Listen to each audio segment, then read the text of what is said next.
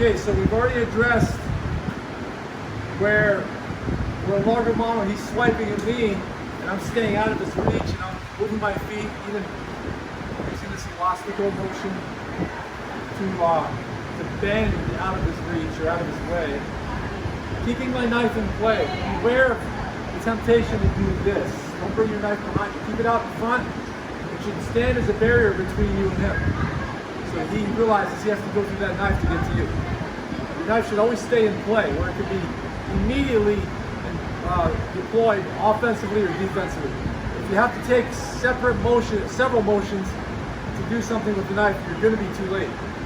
So it's got to be able to quickly intercept with one motion. So you'll notice there isn't like a chamber and cut, chamber and cut.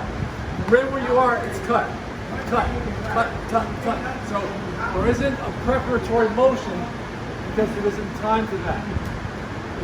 If your opponent uses that kind of structure where they use two motions to cut you, structurally you can beat them. You'll be structurally faster than them by using direct motion, keeping your weapon in play.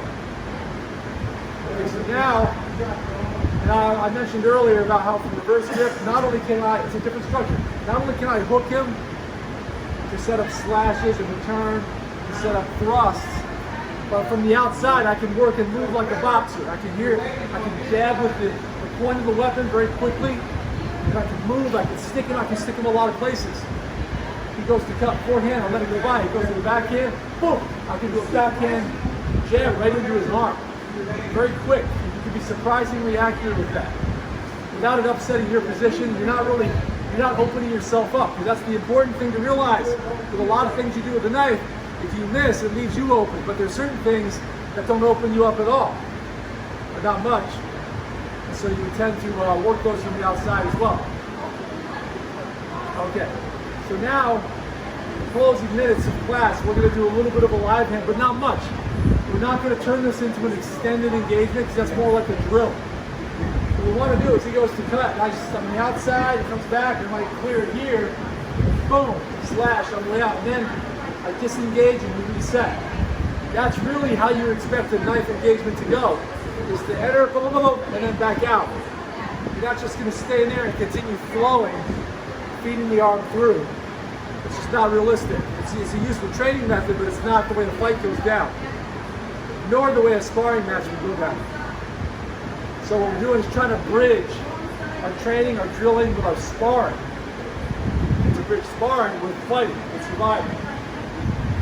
And along with this, sometimes I can get inside, but not always. He goes again, sometimes he goes to the forehand, but it's so tight that I cannot get inside this way. I can maybe barely get inside this way, or I just get under and let it go by, and then deal with the return, and that's how I get to his torso and his neck. Okay, so you got to look at the arm as sort of like a door. You got to choose, or sometimes he chooses by virtue of the structure of the attack, how you're going to get to him. Inside the arm, outside the arm. As the forehand goes by, can you get inside the forehand? Only usually if he takes a wide swath, like that. Alright? Swipe at you, then you can do it. But otherwise, and people do that, it can happen, but it doesn't always happen. So you gotta, what you'd like to know if you have the chance, when you're facing somebody in reality, you'd like to have at least one example of how he attacks. You get a look at how he moves. Alright, so the first one he takes a swipe at me and he misses, and I know, okay, he's a wide swiping attacker, and that's going to tell me something about how I can get to him.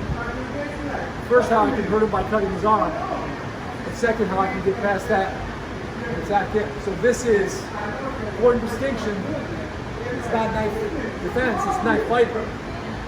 He has a knife, you have a knife. People even ask me, they say, well, what if I don't have a knife? What then? I tell them, you're still better off being trained as a knife fighter because you know how the knife behaves.